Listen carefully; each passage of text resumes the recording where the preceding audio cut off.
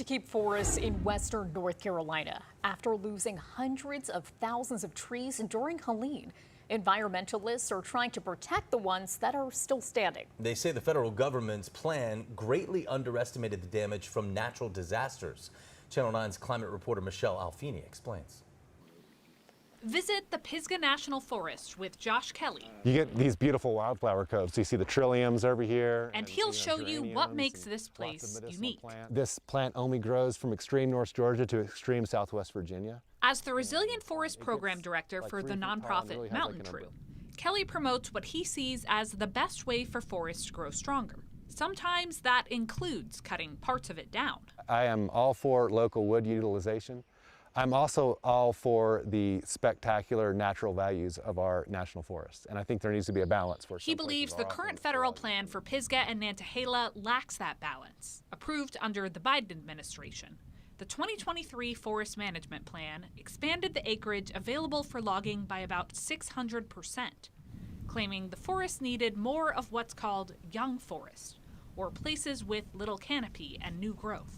Kelly says the issue is natural disasters, not just logging, creates young forest. Helene created more young forest in one day than the forest plan predicted all natural events would create in several decades, perhaps over a century. Mountain True is part of a lawsuit hoping to force the U.S. Forest Service to develop a new management plan that ensures more conservation of old growth and takes into account the aftermath of Helene. Kelly says forest protections are more urgent than ever, especially as the Trump administration pushes to increase timber harvests nationwide. In normal times, the forest plan could have been a backstop against pressure from Washington to abuse our forests. Right now, that's just not the case. According to estimates from the U.S. Forest Service, western North Carolina lost 822,000 acres of forest after Helene. About a fifth of those losses were in our national forests. That's enough trees to cover the city of Asheville 5 times over. Kelly says blowdowns are a natural part of a forest life cycle, and the ecosystem will recover. But he fears overlogging and hastily creating roads to get to timber harvests could do more permanent damage. And those will end up damaging recreation resources, end up damaging water, land, wildlife, and really the kind of the cultural identity of this region. As for the fallen trees, the Forest Service has approved salvage operations in a few western counties.